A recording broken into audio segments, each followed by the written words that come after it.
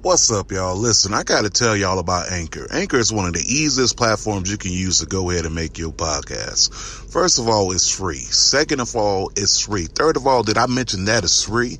Go ahead and download the Anchor app inside your app store, and you can go ahead and get your podcast on many platforms such as Apple Podcasts, Spotify, Google Podcasts, and many more platforms. Anchor has all the tools that you need right at the palm of your hand. What you waiting for? Go ahead and download Anchor and start your podcast.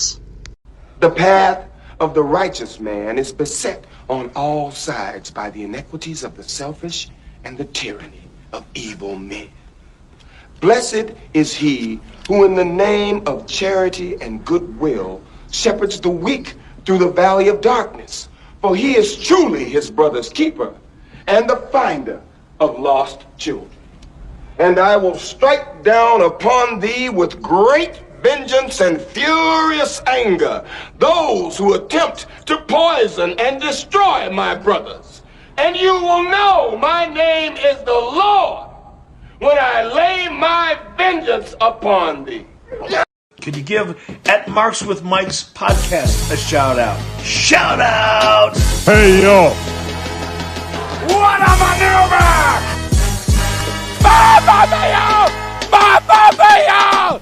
Are you kidding me? The irresistible force meeting the immovable object.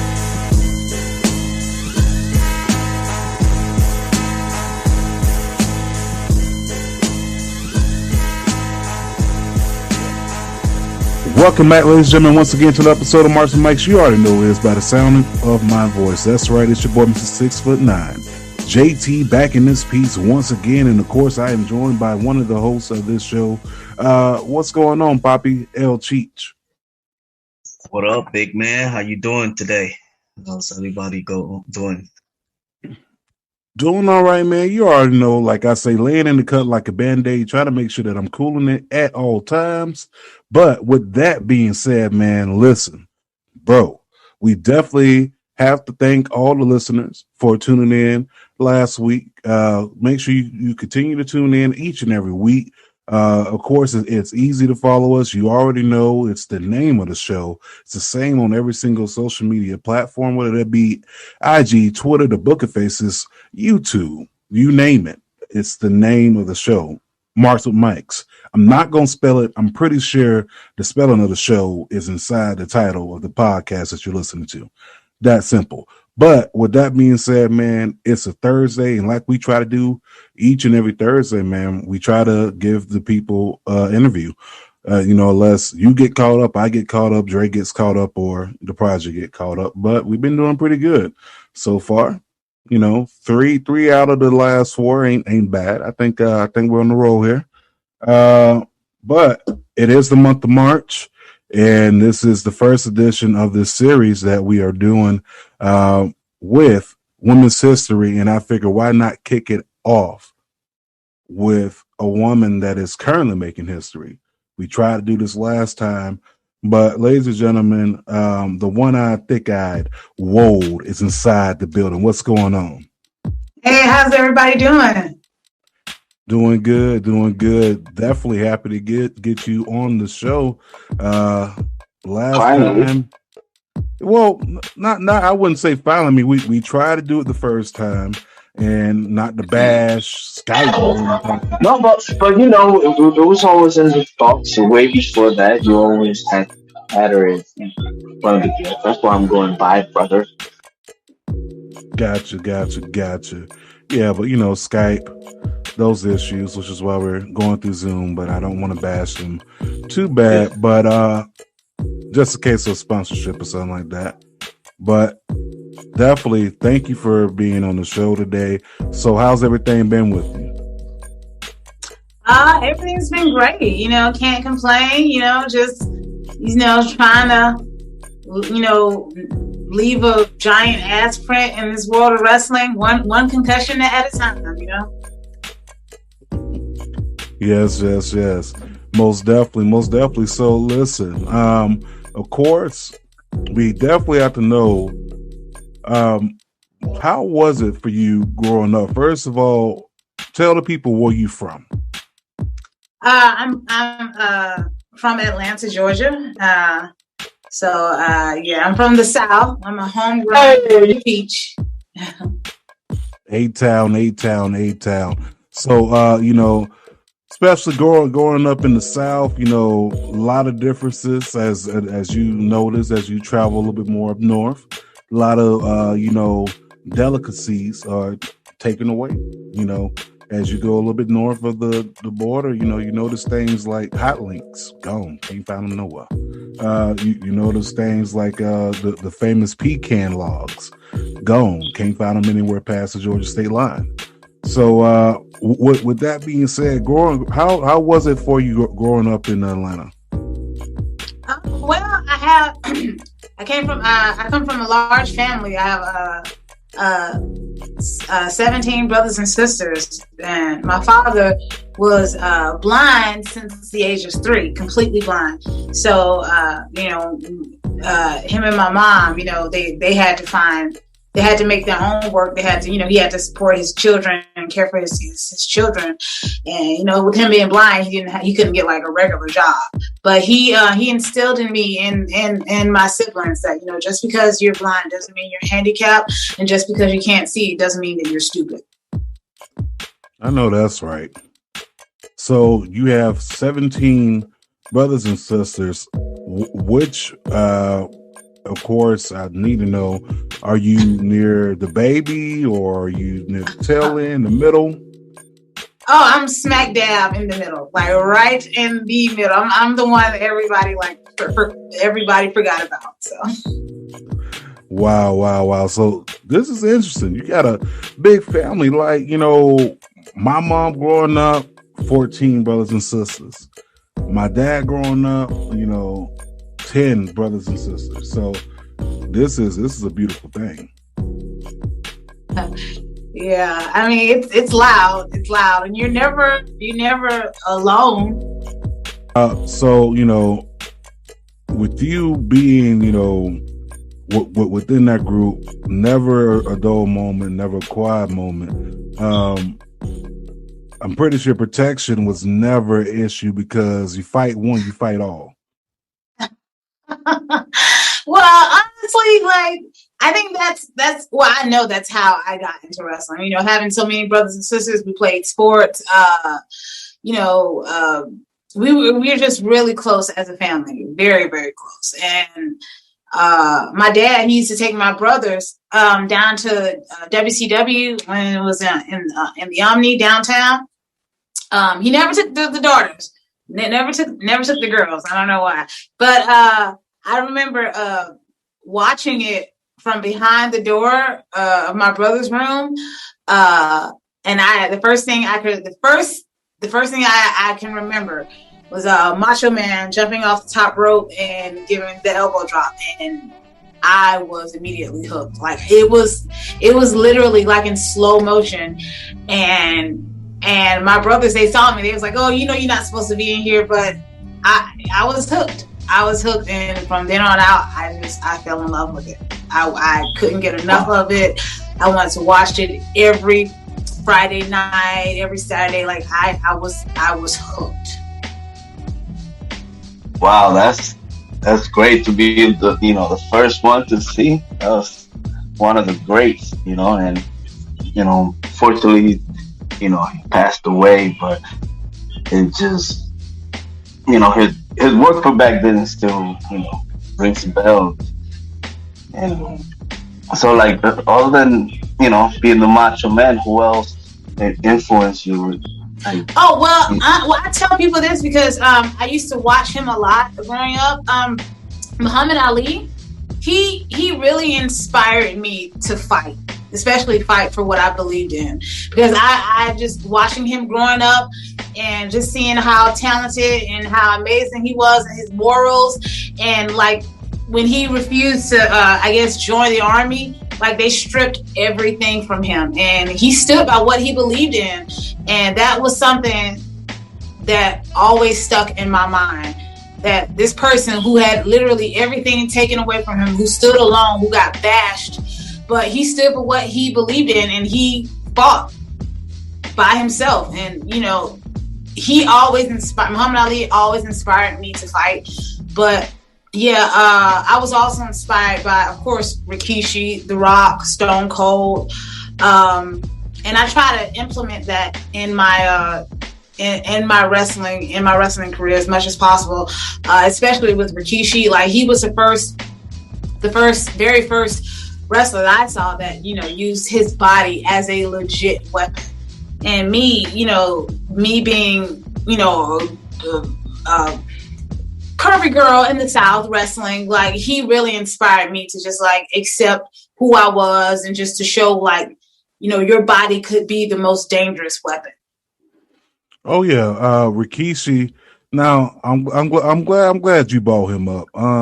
So speaking of that, you know, using your body as a weapon, your weapon that you carry on the rear view has been known to knock people out, and I don't know if it's intentional or unintentional, but at the same time, you know, we definitely see shades of Rikishi there. Have you had the chance to link up with Rikishi?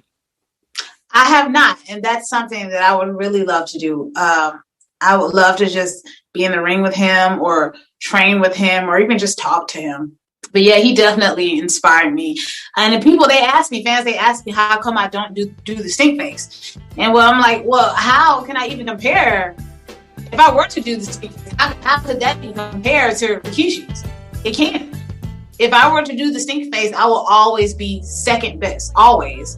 So there's no point in me even doing it. That's why I do the Damnesia instead. Instead of me doing the stink face, I sit you down in that freaking corner and I run full speed across the ring and I try to knock your head off. It may not be the stink face, but, you know, it's my own version of, you know, giving your ass a concussion. Yes, and I definitely got to see that plenty of times. But so you say, you know, with you and your siblings, you know, and of course always being around each other and being into sports. So which sports were you into throughout school? And the other question I want to follow up with that is, no, let's just start off with that one first. Go ahead. Sports, well, I used to watch a lot of baseball. I love baseball, and I would play it a lot because, you know, we had a whole team.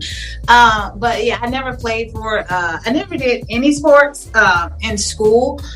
I would always, you know, we would always play baseball with my siblings. And as far as wrestling, I really wanted to always be on the wrestling team, but they never had a wrestling team, so I watched it religiously every chance I got. Now, was it more just strictly WCW, or was it like WWF, ECW? Oh yeah, it was definitely WCW, Monday Night Nitro, WWF. Yes, definitely. It was as much wrestling.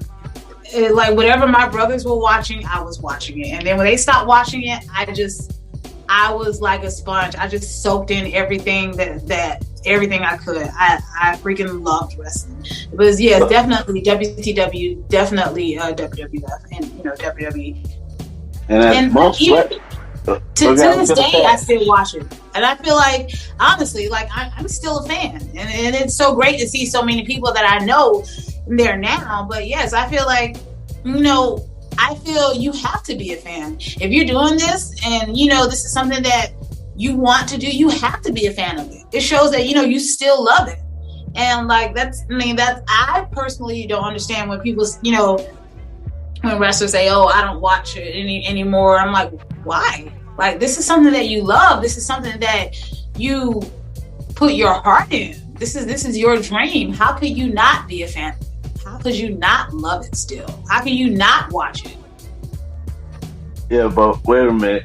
But as much wrestling that you know, and your brothers used to watch, how many moves that you did on any of your siblings?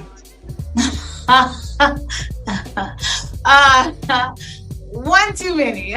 We tried to do everything, from the pedigree to the bonsai drop. Yeah, we tried to do everything. But, you know, that's how it is when you come from a big family, especially a family as big as mine. That's awesome. By any chance, you know, No, disclosure. Did you hurt any other? Oh, No. I tell people, I feel that I was meant to be in the wrestling ring. I feel like this was something that I was born to do. So I don't know. I guess I was always great at it before I even knew it. That's awesome. So how was it like? Since you formate, the ATL at the time. I don't know, but the Goldberg when Goldberg came into play, you could say. Oh, well, he used to play football. So my brothers, they knew of him, and but he doing the spirit, that's something that just took my breath away. And me and my brothers, we tried that on each other and everything on the bed, of course. But yeah, we were huge fans of Goldberg. Goldberg.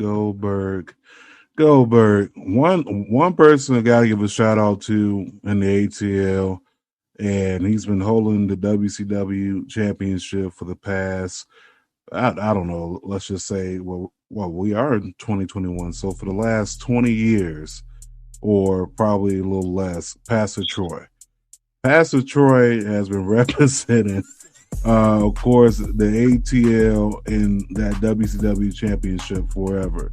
But speaking of, of course, Goldberg and wrestling and what have you, was there any particular Goldberg match or moment that comes to your head as, the most memorable as a kid growing up? Honestly, the main thing I remember about Goldberg, other than the spirit, was his entrance. Like, just hearing his music, I knew that somebody was about to get hurt. And then, like, seeing all the security guards walk by his side, and it wasn't even like to protect him. It was to protect the fans from him. Yeah, I mean, seeing that entrance was just so big time, watching it on TV.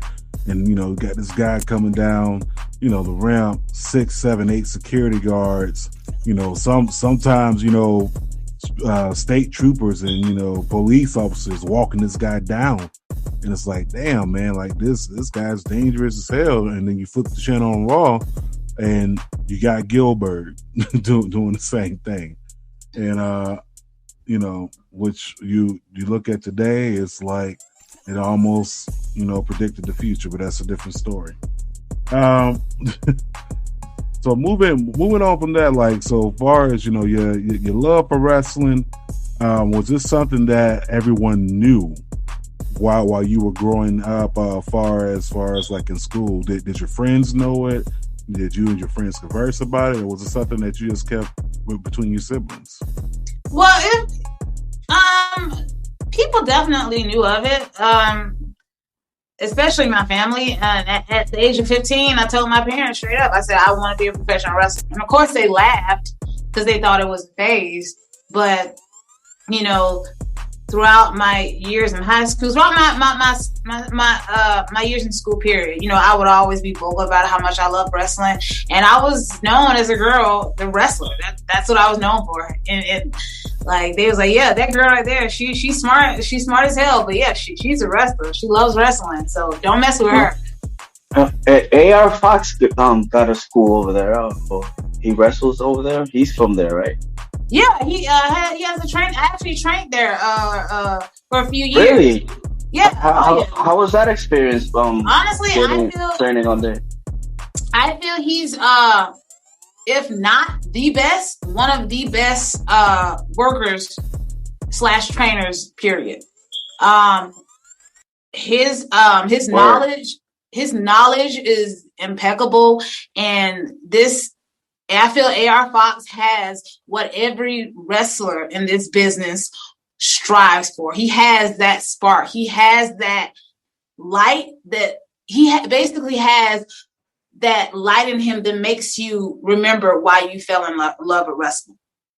Like, every match that he has makes your jaw drop, and it makes you remember why you loved wrestling, like why you loved it as a fan, and training with him.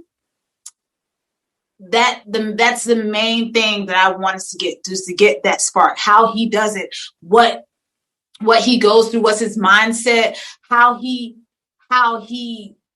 able to keep fans off their feet throughout the entire match. And I feel that I'm even though I may not have what he have, I feel that I can put that in my wrestling in my own way. But yes, learning from him was definitely, and I honestly feel, especially being a female wrestler, I feel that more females should train with him, because, you know, being a female in this business, it's just that we're already looked at as, you know, oh, we're trying to compete with the men versus us doing things in our own way. And training with AR Fox, he definitely, without a doubt, helped me basically open my third eye in this wrestling business and do things my way. So it's not even me trying to compete with a guy or me saying, well, hey, I can do this just as good as a guy can. It's me being more confident, knowing that I can have a badass match with anybody I step in the ring with. And I owe that to him. That's what's up. I always liked it, you know, and it was over there at Mania, where was it, New Orleans.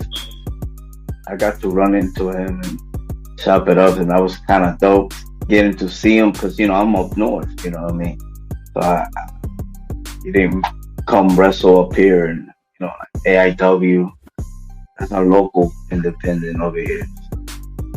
Yeah, that's dope, you know.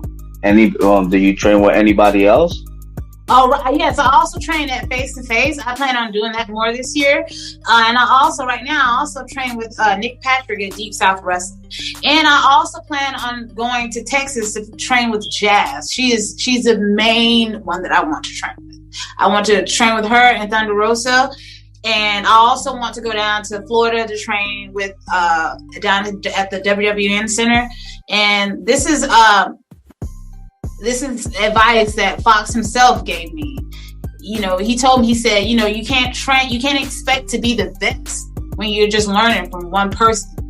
So, you know, you have to go out and find and train with different people and see how are things, you know, how different things are, and basically get a little something from everyone, from every training school, train with as many people as much as possible, and put it all into what, you know, what makes you, what makes you, you know, how it helps you with your wrestling career, how it helps you with your arsenal, how it helps you with your character, because, you know, you can't be the best if you just learn from one person. That is so true. I mean, yeah, when you look at it, that is true. I mean, you really can't. One person teach you something, you know, you're basically learning, I won't say learning the same thing over and over, but you're let's just say you are learning that same style that is taught over and over. Yeah. Yeah, I was gonna ask you, and how was it working? I'm pretty sure you worked Thunder Rosa's promotion in Texas. Yes, Mission Pro. Yes, I can't wait to be back. How is that? I feel it's one of the top rising female promotions. And what I really love about it is the diversity. They have different characters, different ethnicities, and it's not just the general. It's not just a general female promotion, and that's not knocking any other female promotion. But Thunder Rosa has that eye. You know, she knows. You know, she wants to bring as many different characters in as much as possible, and she knows that there's no standard type. And I'm glad that she's bringing that to Mission Pro. And I feel Mission Pro Wrestling has no place to go but up. It's going to keep just getting better and better and better. Yeah, that's crazy. But getting a little serious, what you think about the events of Texas, the unfortunate events that they're going through now. Oh, I'm just praying for everybody. I just hope everybody's safe over there. I honestly didn't know the weather got that bad over there. Yeah. It's crazy. Climate change is real. Yeah, this is crazy because right now my lights are out. Like, I don't know what's going on. Like, now my lights are out. I hope shit doesn't get crazy over here. But yeah, I've heard that of all the weather. Like, wow. I hope everybody's okay. Yeah, I mean, Texas been going through it, man. I got family out there in Texas right now. You know, some of them that still got their power off and things of that nature. And then, you know, earlier this month you had the 100 car crash. Sweet Jesus! Wow. I mean, man. So prayers for Texas, man. You know, everything is big in Texas, so we need some big prayers headed that way. So yeah.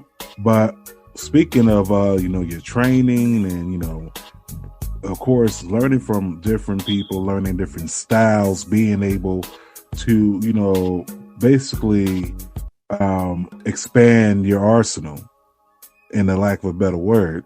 How was it like, you know, when you first took your first bump? Not as bad as I thought it would be. So not as bad. Was it? I mean, what were you expecting with that bump? Whiplash, biting your tongue? What happened? Yes, I was expecting. I was expecting everything. I was expecting to be in a lot of pain. I was expecting to I don't know, just hit my head. I was expecting my back to hurt. But I've learned. I mean, from what I've been taught, you know, to just not be scared. And if I do it the correct way, I'm not gonna hurt myself. I mean, no matter how scared I may be, if I do it the right way, I'm not gonna hurt myself. So I just gotta, you know, do it the right way, and that's something I've tried to pass on to you know, up and coming female workers. You know, just I feel we as female wrestlers, we still have so much to prove, and it's not even to this business; it's to ourselves, because you know we already have strikes against us. You know, people are already doubting us. But, you know, I just feel like, you know, if we can just, you know, get all the doubt out of our head and just do it how it's supposed to be done, we have no choice but to be great. Absolutely.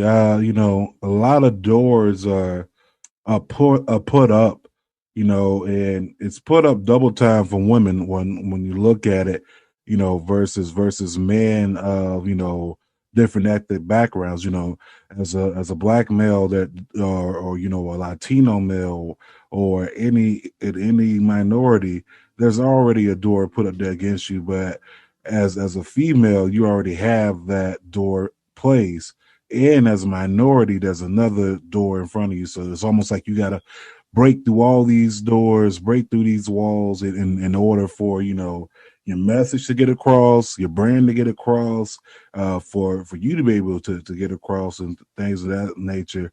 And, you know, it's been a lot, especially seeing the, I guess you could say, the evolution within the last decade or so of women's wrestling.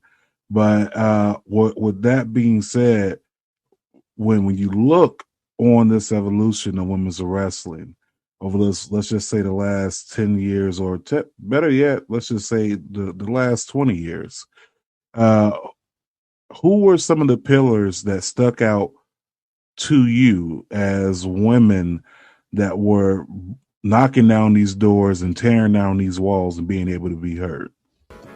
Oh, definitely Jazz. Like, the fact that I got to honor her at the Say It Loud event was a moment I'll never forget. Watching her, this woman was a freaking giant. in my eyes, and seeing how she just beat the hell out of everybody that crossed her path. Like, I just remember watching her and thinking, wow, this woman can do it. She's doing it now. So I know I can do it now. I can do it too. She looks like me. She walks like me. She's built like me. And, you know,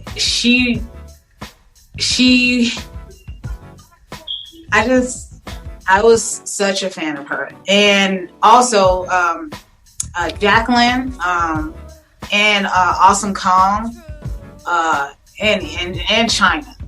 Like, these women, I'm just grateful I got the chance to witness the badassery of these women, and they just showed me that you can still be beautiful and badass. You know, you don't have to be small or petite, or you don't have to be blonde. Like, you can be, you know, bigger than the guys and beat the hell out of them. What you thought about Nicole Bass? Rest in peace. I believe today is her anniversary. Passing away. Nicole Bass? Remember her? Was she in? I don't. She was in ECW, and she also had an angle with Val Venus in WWF. Oh. Also another bodybuilder like China. Oh, wow. Yeah, she pretty much came to fame at Howard Stern, I believe. Huh. Yeah, Howard Stern. Yeah, Nicole Bass really didn't have a long tenureship, I would say, during that women's boom. But it was brief, really brief. Yeah, it was just as brief as a winter in Florida. So my next question would be, from that point, you know, the women that you named, definitely a great list. You know, got Awesome Kong, you know, who went on to do more things with her life. You know, she had the thing with Glow, which, you know, I'm pissed about. I'm pretty sure everyone's pissed about, because they're not producing Glow anymore. Netflix decided not to renew it. A lot of it had to do with COVID, but it's, you know, to me, I kind of feel like, you know, that also showed another side of her. You know, that she can work in the ring, but she can also work inside of a TV series, you know, behind the camera. Well, not behind the camera, in front of the camera, you know.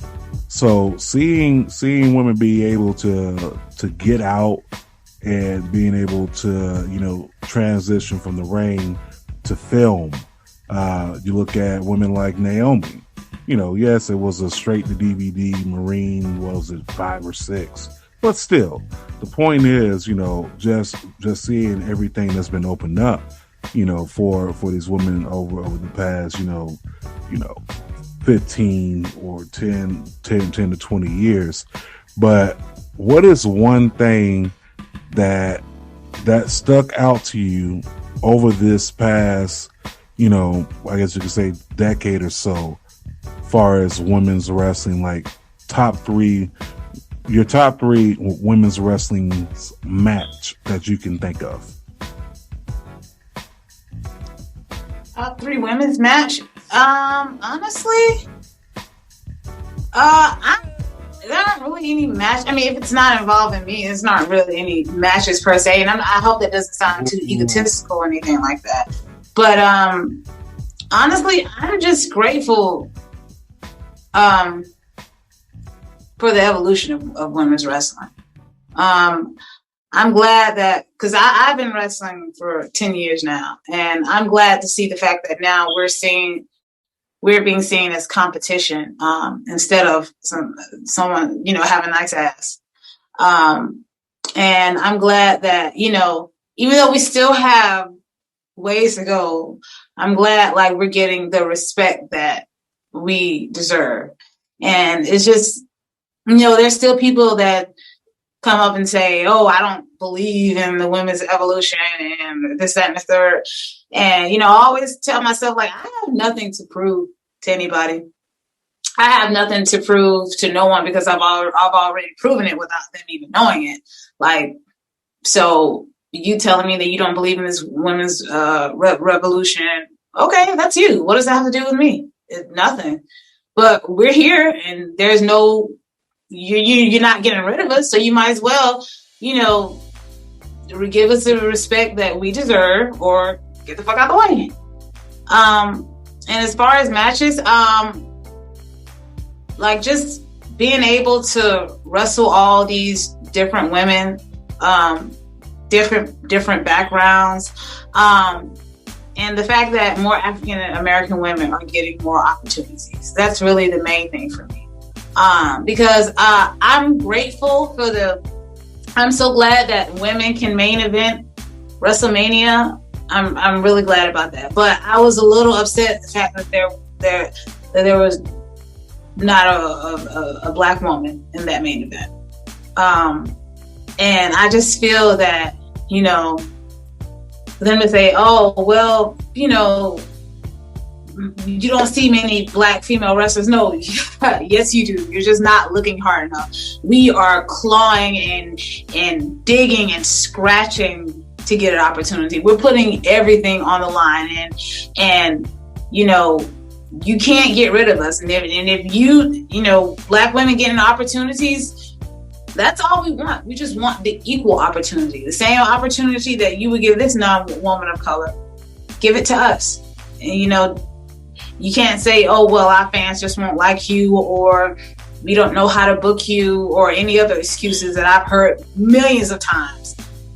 No, just give us the opportunity. Trust me, we'll take your breath away. We know what we're doing. So I guess that's the main thing I say that I am really grateful for, is the fact that not just the women's evolution, but the fact that more women of color are coming into the wrestling scene. Yeah, when you look at it, you got women like yourself, you got women like Faye, you also have women like Ali there, you also have, you know, women that you could just go down the list, whether you be up north or down south. You got Jocelyn Navarro. I mean, you could just keep going down the list of women, and it's a lot of women of color. You know, like you said, I mean, it's a lot, and I didn't realize how many it was until I started to, you know, get out there and look and search more, because, you know, what you know, here in Cleveland, of course, we have our independents, we have our, you know, our AIW. You also have I got this. AIW, you also have Mega Championship Wrestling. You also have Premier Championship Wrestling, and, you know, a lot. And when you look at it, there's only so many women that are allowed on the card. You know what I'm saying? Because it's like, in a sense, it's like, okay, well, we want to book 6 matches, but out of these 6 matches, or out of these 8 matches on the card, you may have one women's match, and that women's match may just include 2 women, and that's it.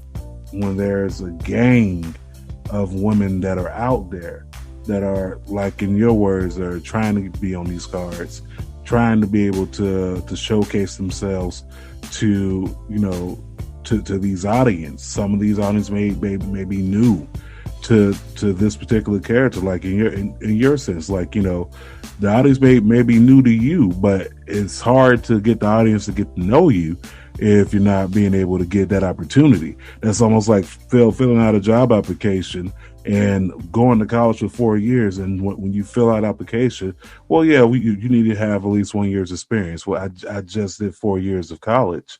You're not letting me inside this door, you know. So it's almost in a sense like sometimes these doors are shut, and there's a key underneath the mat, and sometimes there's no key nowhere to be found. And it's just definitely, especially over this past year or so, seeing what happened with the course of the pandemic, you know, it allowed more people to get more eyes or more talent, you know, so which is crazy because what was it this past November or so, October, so you and I were, you know, just talking. It's just amazing just to see, you know, you fast forward and how much opportunity you've had to get yourself out there in front of different crowds. You know, you just talk about the Say It Loud event, which was down in Jacksonville, I believe, right? Yes. Yeah, it was. Jacksonville. Pope was there. You know, shout out to Pope. Shout out to We Love Wrestling, Down for the Count, Black Wrestling Podcast. You know, some of the sponsors of that show, but which I was kind of upset about because I was like, man, I wish I would have known earlier. Hell, I definitely would have sponsored that one. But but you had JTG on the show. You had Too Cold Scorpio on the show. So, and of course, you also had, you know, the many talent that were there. And this was a big card of people there. And the people on this card were people that represent the culture, represent the minorities inside this business. How was it just being there, you know, amongst all these performers, all these wrestlers? Because there were a lot of women's matches on this card. Yeah, and none of them happened, which was really disappointing. The event itself was great, but yeah, it's like with women, being a female in this business, especially a Black female, it's like whenever we go 2 steps forward, we go 5 steps back. None of those matches happened. And I don't want to go into detail of why they didn't happen, but I just feel that, and I'm not going to say his name, but I just feel that maybe the guys there were maybe a little intimidated by them. I truly feel that. And I feel that they treated the women there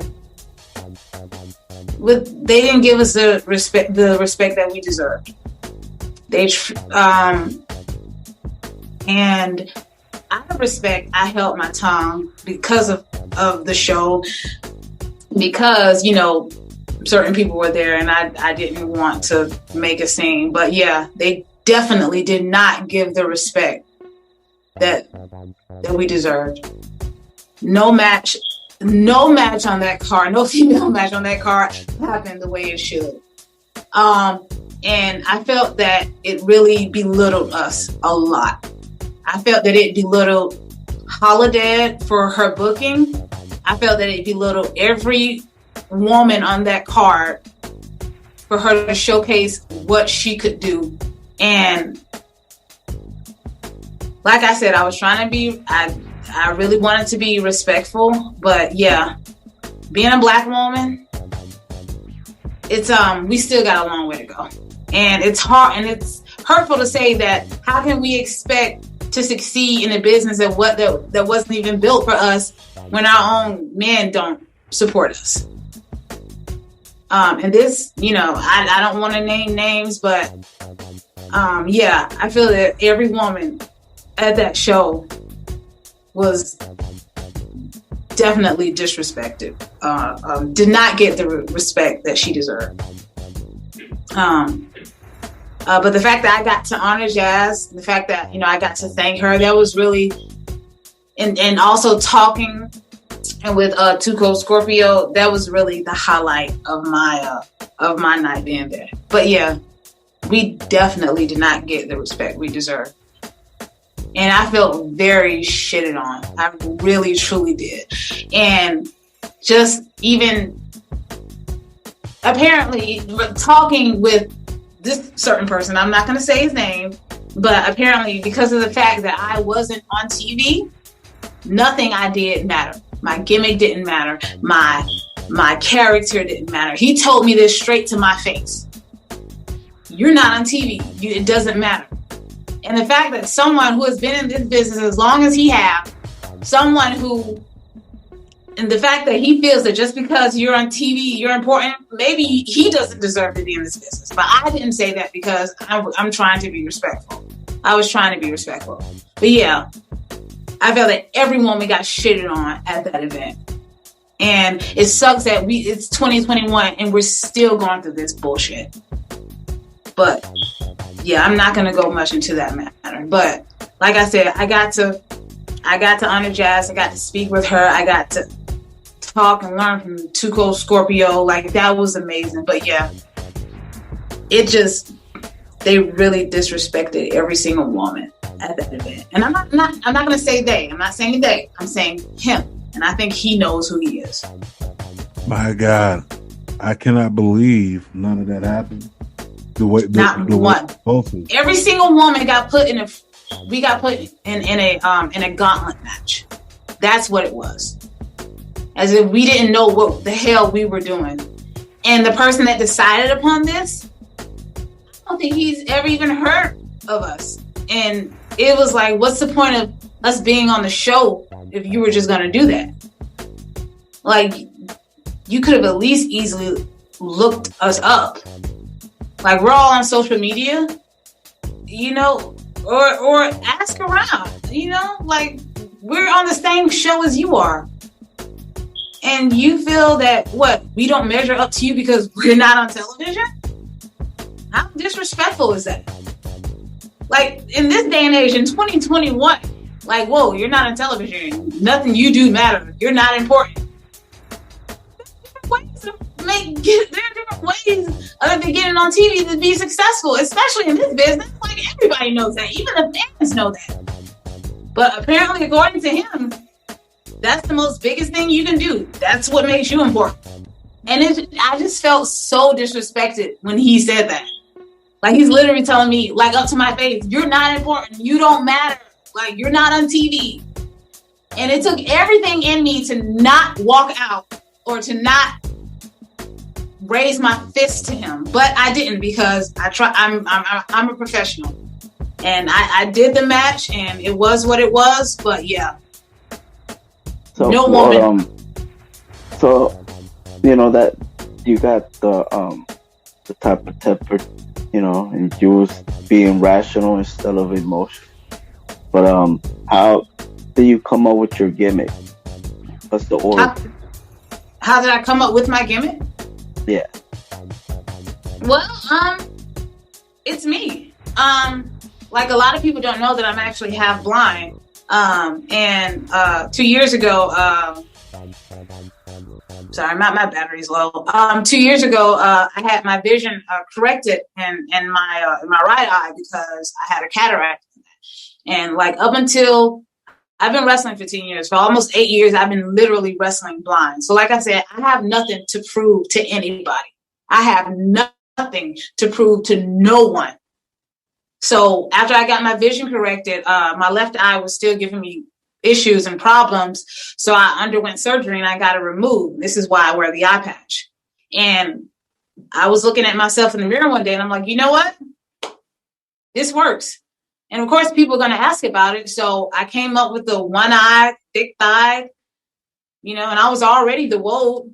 I used to go by Dementia Rose and Double D Rose, but like, that never felt right. Like, it was just always like the name never felt right. It wasn't who I was supposed to be. So I decided to just drop the dementia and drop the Double D and just go by the Woad, because that's what I am, the weapon of ass destruction.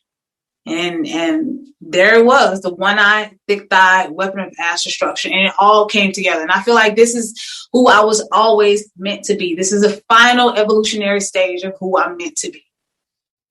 That's awesome. You're mind blowing. Wow. Hell yeah. The Woad. The Woad. Shoot, I definitely love it. But you are right. And I'm just going back in my mind and listening to what you were talking about.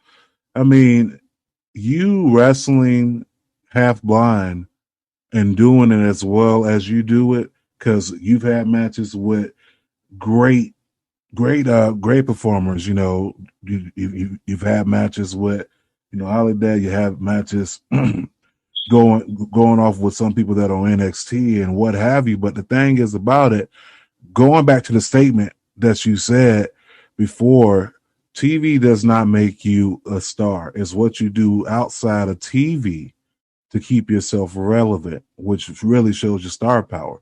You got people that may have never been on television, not once in their life, but they're able to generate an audience. I mean, TV nowadays, TV is becoming obsolete, especially cable. Cable's becoming obsolete, and probably in the next few years, everything's going to be streaming. And the same thing with social media. You have IGTV, you have now Twitter's trying to get into the TV game, TikTok, you got Facebook Watch. I mean, it's like TV doesn't not necessarily make you a star. What makes you a star, what makes you known is, the people that come back behind you to back you. The sound of the crowd that's there when you bust through that curtain, or as you're wrestling through your match, or the people that stay behind when the whole entire show's over, just to go up to you by the merch table, just to say, can I get a picture with you? Can I get a t-shirt? Can I get an autograph? Man, that match was good. Oh, it's like those are the moments that make you a star. So, I don't know who said whatever they said, and I just leave it like that. But to tell someone, well, they don't matter as much because I haven't seen them on TV is, to me, it's a little bit shallow, because not shallow, a little bit, it's a lot. It's a lot of bit shallow, you know what I'm saying? Because there's so many different ways of accessing, content of these wrestlers who go on to be these quote unquote TV stars once every week on this TV program. It's like, that doesn't define you at all.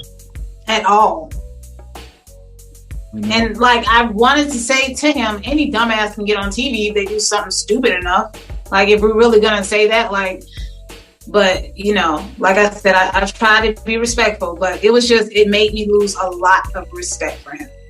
And and Too Cold Scorpio came over to me and he talked to me. He said, he was like, I'm glad that you handled it the way you did. He's like, but you didn't have to let him talk to you like that. And he was like, you're great. You're amazing at what you do. Look at you. You're amazing. And, the fact that Black women we just don't get the respect that we deserve, no matter, when it's always, like I said, we take 2 steps forward, go 4 steps back. And, he told me, he said, I could have made my point more clear to him, not in a disrespectful way. And that's something that I wish I could have did more. But like I said, we were at the event and I wasn't trying to cause a scene. But yeah, he made me lose a lot of respect for him.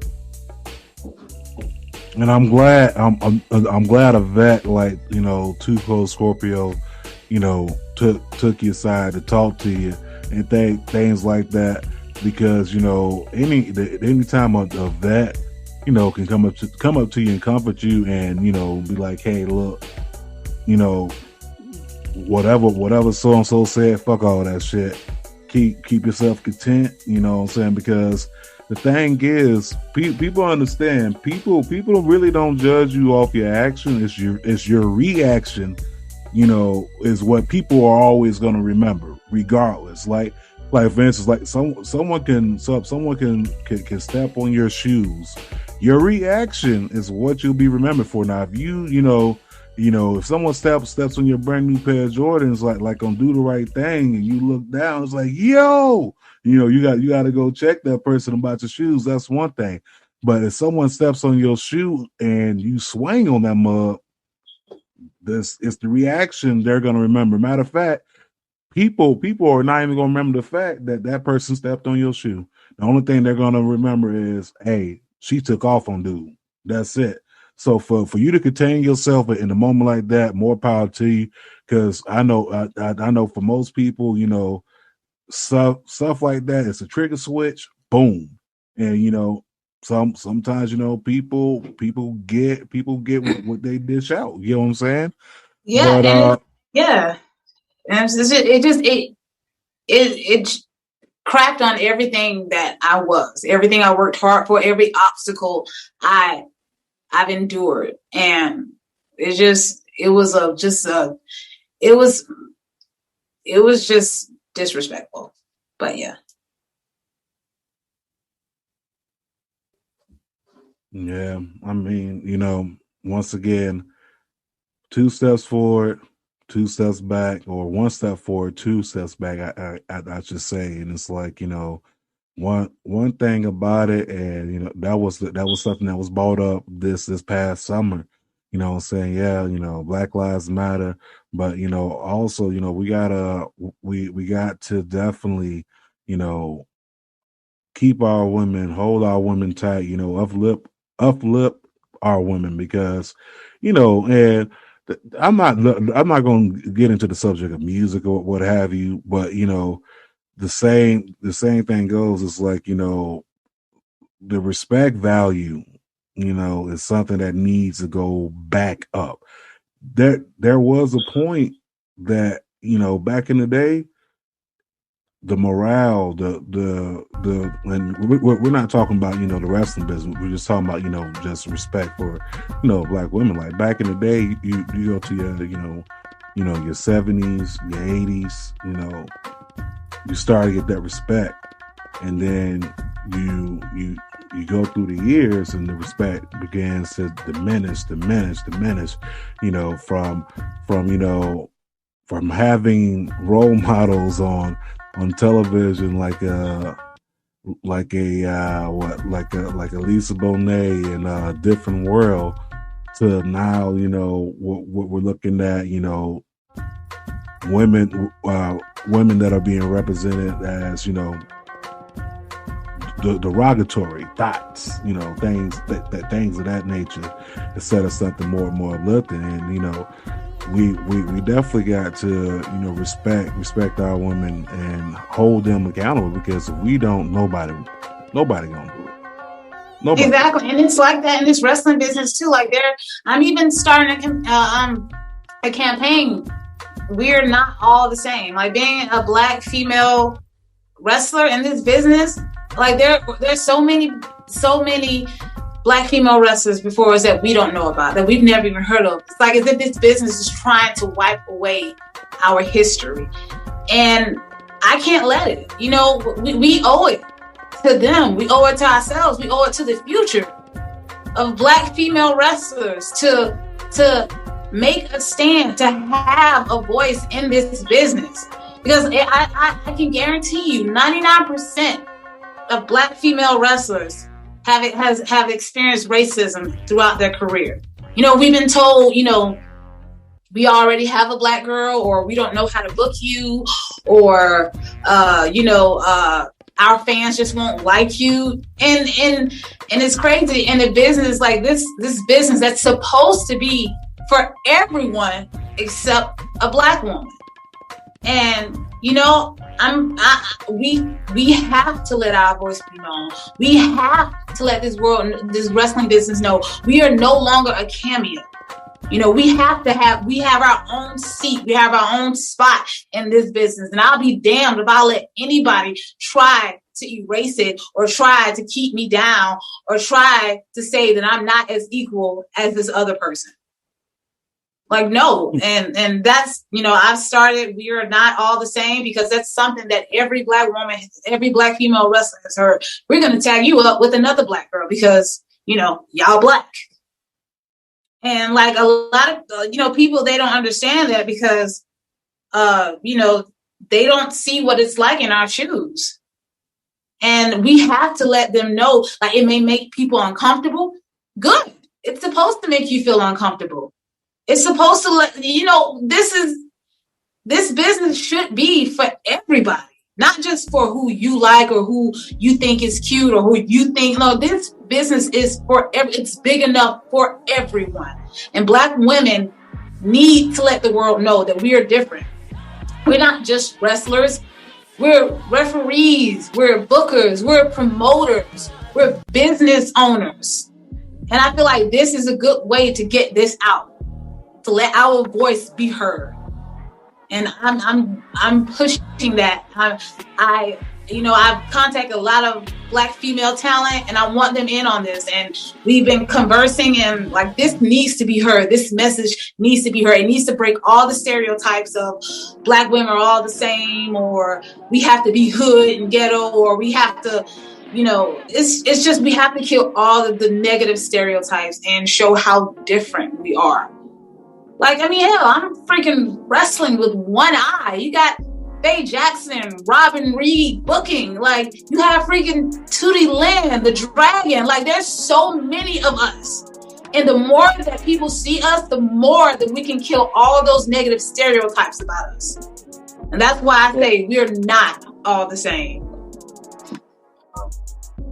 That's what's up. But did you mention all them wrestlers, and now that things are picking up, what is your dream match?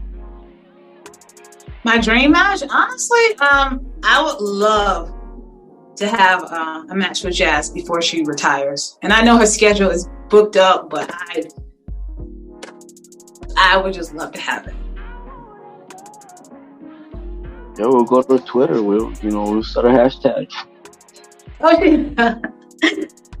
I mean, like I said, I know she's booked up, so just being able to talk to her and getting the chance to honor her, like, I'm thankful enough for that. But yeah, like, if she has it in her, I would love to just have one more match with her. I definitely love to see that. And I would love to have Jazz back on the podcast again. So I'm going to send an email. Hopefully we get a reply. But I'm definitely behind that campaign. No, we're not all the same. Chuck D said it famously on, Fight the Power. We're definitely not all the same. Everyone comes with different shapes, sizes. Everyone's background is not all the same. Some people may grew up a certain type of way. Others may haven't. Some people may have had, 16, 17 other siblings, and some people may have been the only child. Yeah, like we as Black female wrestlers, we've come a long way from being colored girl wrestling on the poster. You know what I mean? And we should voice that. We should let the world see that. Like, we should show the wrestling world how different we are. Like, why is it like there are only literally a handful of Black female wrestlers, even in the top companies? Why is that? That needs to change. Yeah, definitely. But mentioning that, what you thought about the Rumble, about Bianca Belair getting a shot at Mania? I loved it. You sit there and tell me she did not earn that. You said, Man, and she's ready. Like, just having her and Naomi, and it's just like, I'm grateful for that. I really am. And I'm glad that it's finally happened. But I'm also mad. Like, this is the 21st century, and we're still having the first ever. We're still making history by being the first Black female. Why is that? Why is that in the 21st century of the year 2021, we still have to do that? You got a big point there. That's a huge point, and that kind of shows not only the slow progression of America, but the slow progression of the business. But exactly. I've always said that the business kind of trended itself off of the feel of a way of America, how it was going. Like, to me, honestly, like, there's no way in hell, like you said, we should still be saying first ever this, first ever that. We in a whole different century, right? It's the year 2021, and it's sad that you can count on your hand how many people of color have held a world title in this company? If you look at companies like WWE, how many Latino heavyweight champions have there been? How many African American champions have there been?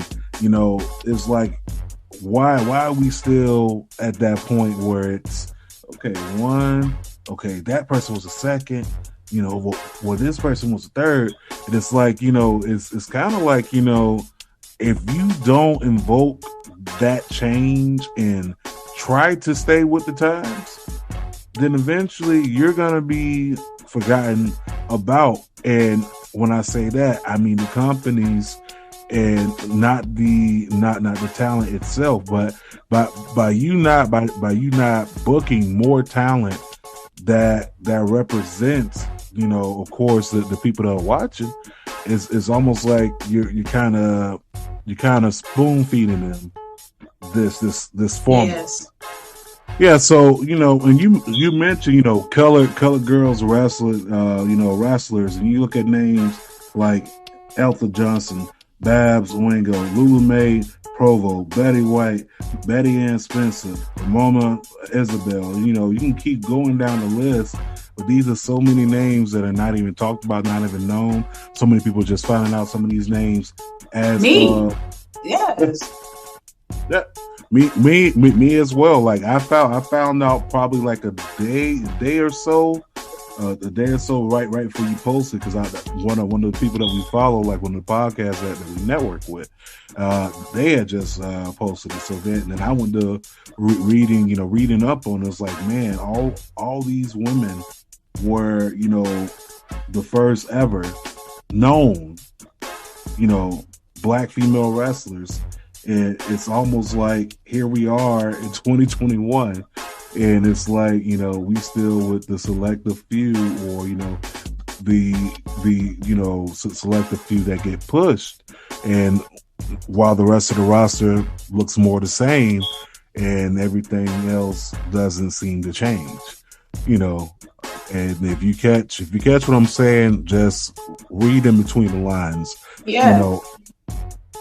I think honestly, like, there has to be a little bit more, people being represented on television, and not always the same type of gimmick. Like I look at Impact, and I look at that Impact Wrestling right now, and I look at, females like, Tasha Steelz and, Kara Hogan is like the only two represented, throughout the whole company.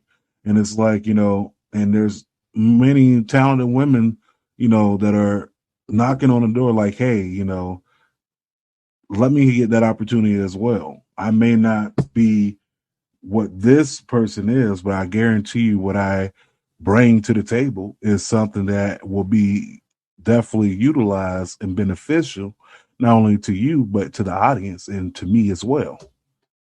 Exactly. And like, people ask me all the time, like, when are you, going to be on Impact or WWE or AEW? And I'm like, yo, whoever wants to make history by having the first ever half blind female wrestler, they know where to find me. Pretty sure after this interview, or even before it's released, they definitely gonna be knocking on the door, because it's too much not to go ahead and make that moment. Because you know how companies are nowadays. We gotta have that moment. We gotta make history. We gotta cement this in history. What I'm saying? Like, when you look at, a couple years ago with Kofi Mania, what I mean? It's like, well, we gotta make history, and it's history that could have been made way before that. But what I'm saying? I just kind of feel like, that back to what you were saying, it's like, this waiting game. It's like, why are we waiting? How come we just can't do it? Like, I look at Master P,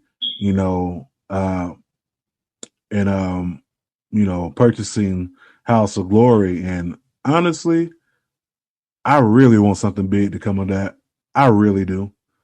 it's in New York. I mean, right now things are kind of on standstill, you know, due to COVID. But I really want something big to happen with that. You know, black-owned wrestling company. You know, which is not the first, won't be the last. But you know, black-owned wrestling company, and you know, said it has the potential, especially with his name behind it. You know, Master P, especially now, everything that this man is touching is turning into gold. You know what I'm saying? From his, you know, from his clothing line to his to his maniatis, the shoes, to his cereal, you know, taking off, the noodles, the wrap snacks, like everything is taking off, and now he has a potential $1 billion play to own Reebok.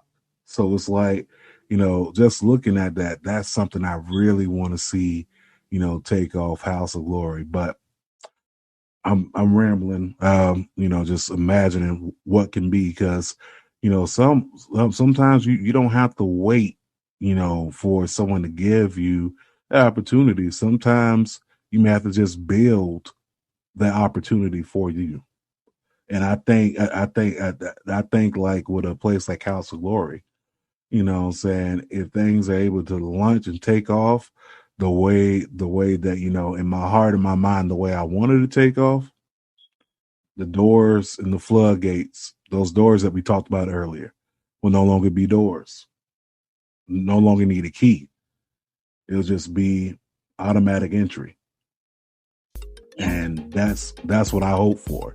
You know, I really hope that, you know, no talent, you know, especially to, you know what I'm saying, my people of color and my, you know, and my minorities. My hope and my prayer is, you know, that these doors are no longer an issue, because too many doors have been putting up, too many walls have been putting up. But I think it's about time that we break down all these walls, knock down all these doors, open the floodgates, and give the people what they need to see and what they want to see. And I believe what they know, what they didn't know they wanted to see either. That's the thing. That too.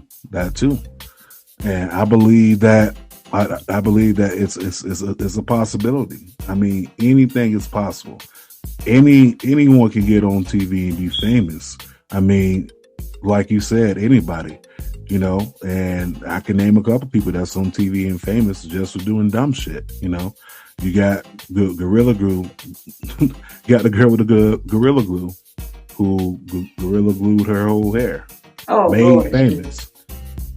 She was famous. Well, still is famous. GoFundMe is doing numbers. She even got blue checked on Twitter and IG. She got blue checked. Account verified. I've been running this IG and this Twitter for the last 3 years, and I can't even get a check mark. But this person, you know, super glues their hair together, and boom, they're famous. They're getting TV interviews by Entertainment Tonight, Extra, NBC, what have you. You know, the Catch Me Outside girl became famous because she disrespected, you know, her mom and pretty much told Dr. Phil, catch me outside. How about that? You know, and she became famous. So the thing, you know, of, you know, you're not on TV, that comes, that's gonna stick with me. You know, it just don't sit well. But to move on to another better topic, I should say.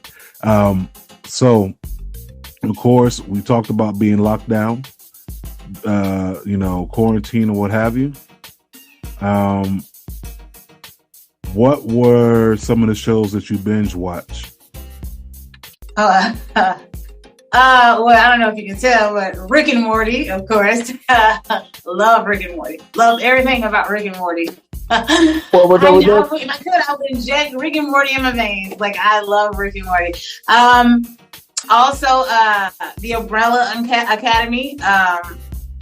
And dope. Yes, the Umbrella Academy is my shit. Yeah. Also, Solar Opposite. It's a show that it's the same creators that did Rick and Morty. Gosh, Supernatural. God, there's so many. And I've been watching Avatar: The Last Airbender because it just gives you that peace of mind. It just gives you that peace that you like. It's just a great show to watch. So yeah. But I honestly, like, when quarantine happened, like I've just been training. It gave me time to realize, like, because like some people, some wrestlers, they told me, it's hard now getting back into the ring. It's hard bumping around. Not with me. Like, I can't wait. Like, I can't wait for wrestling to really get back to normal because that's how excited I am. Like, I know I'm at this point to where I can put on a freaking badass match and have the crowd just, screaming and on their feet. I know that. Like, this time has gave me that time, the time to perfect myself. Like, I had to basically, just wipe away all the bits and pieces, and, the final product is the Woad. And like the one-eyed, thick-thighed weapon of mass destruction. That's who I am now. And all I want to do is just let the world see it. Like, I'm not here for just 15 minutes of fame. I want to inspire more people like me. I want to, not only am I making history, but I want to motivate people. Like, I've had so many people that message me and say, hey, I used to wrestle too, but then I lost my eye, so I stopped wrestling. But now I see you doing it. That inspired me to do this. Or, and it's just stuff like that motivates me and pushes me even harder. And, it makes me realize, I want to leave a mark that no one can ever top. And I'm sure it will, but I want it to be set so freaking high. And that's why I tell people, they ask me questions and I always tell them, until they can do what I do, how I do it, is the day I start seeing them on my level. And this is like no disrespect to them. This is no disrespect to anyone I've ever gotten into the ring with. But, I'm wrestling with one eye. What can you tell me? And it's, I know this may sound highly egotistical, but hey, it is what it is. It's like comparing Michael Jackson to anybody. You don't compare Michael Jackson to anybody. Michael Jackson is in his own category because he's the freaking best. And I feel I'm the best at what I do.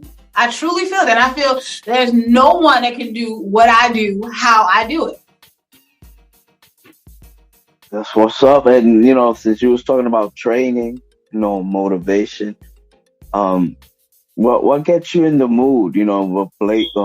What's your playlist? What you've been listening to? Megan Thee Stallion. When you work out. I love everything about her. I love Megan Thee Stallion. I love her energy. I love the fact that she's sexy. She's beautiful. She owns her body. She don't let anybody make her feel bad about it. And that's what I love. Like, I just love everything about her. And she delivers. She can take down any, you get her in the booth, she'll take down any man, any woman.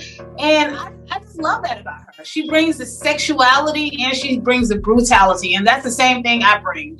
But the thing is like, I want my brutality to overshadow I want it to, I want it to basically overshadow my sexuality. I want it to basically, I don't want people to think about, oh God, she got a nice ass, because they're gonna think that regardless. But when I walk out into the ring, I want people to think somebody's about to get knocked the fuck out. I'm sorry, somebody's about to get knocked out. No, that's cool. I mean, 4-letter, 3-letter, 5-letter words are definitely welcome on this show. Oh yeah, but yeah, yeah, definitely.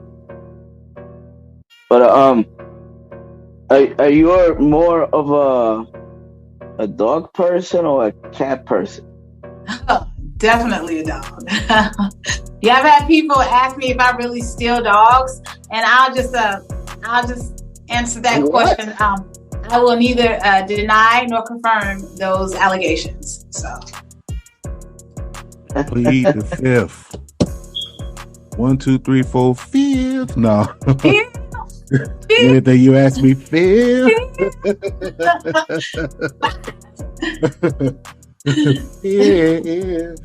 Yeah.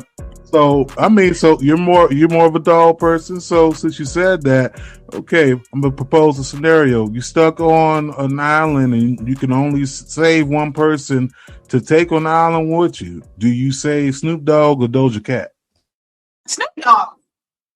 Okay, I just want to make sure. That's not even a question. Yeah, Doja Cat. Who? Nah, we good on that. Okay, all right.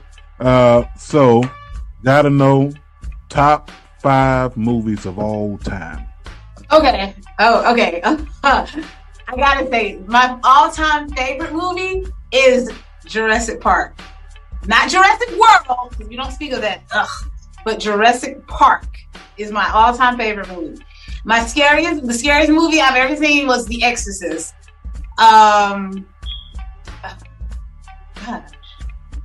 Oh, I also love, I could watch this at any given time. Goodfellas. Definitely. I love Goodfellas. Yeah, I love that movie too. I love Goodfellas. Oh my goodness. Ray Liotta is the man. Yes. Anything by Quentin Tarantino, because I love Quentin Tarantino. In fact, yeah, the last two is going to be, I want to say Inglourious Bastards and Pulp Fiction, or Reservoir Dogs. Any film by Quentin Tarantino. Yes. Pulp Fiction. Oh my gosh, one of my favorites. Oh my, still to this day, and especially now that I got HBO Max. Oh, you best believe I'm watching Pulp Fiction. Like my son's 8 months, we sitting down watching Pulp Fiction. You know what? It's not something. It's probably something the kids shouldn't watch. But he was very intrigued by the dialogue, especially Samuel L. Jackson and John Travolta's character. Yeah, I believe it was over 254 or 40 something times, I think. Wow, I'm not surprised. Love it. I love it. Man, one of my favorites. Do you know Marcellus? You know, your business partner. You didn't forget about him, did you? Marcellus Wallace? Yes, man. I love that movie. But listen, had such a hell of a great time with you on this episode. Hold on, give me 1 second. Definitely enjoyed having you on today's show.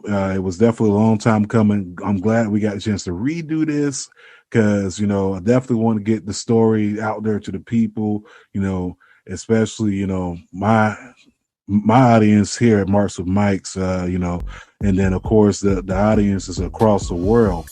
So before we definitely get out of here, definitely let the people know 3 things that they should know about the Woad, and let the people know where they can follow you.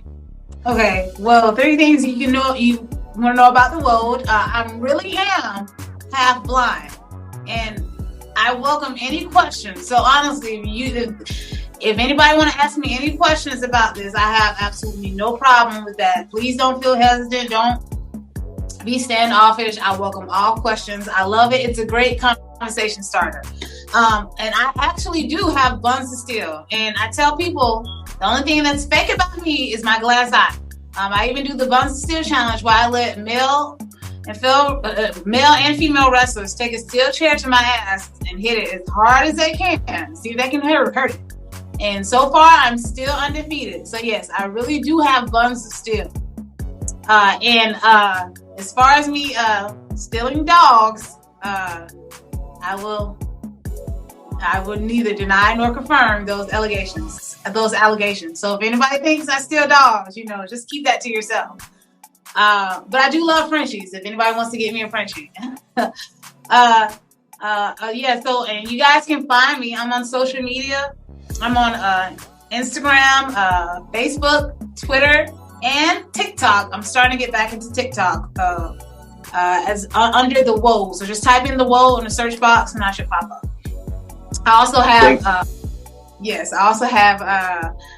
merch on prowrestlingtees.com/the Woad, and you can also get my brand new merch off only on fullygimmick.com. It's a new cheapy shirts, really cute. So yeah, go out there and support your girl. Wear the Woad, rep the Woad, and let them know I'm the only half-blind female wrestler in this business. But yeah, that's it. All right. Okay. Most definitely love that. Look, don't ask her about stealing dogs. Well, you can ask her, but don't mean she has an answer for you. I know the answer. If I was going to answer, it'll be the fifth. 1, 2, 3, 4, 5, fifth. But on that note, listen, definitely enjoyed every moment of this. Definitely got to do this again.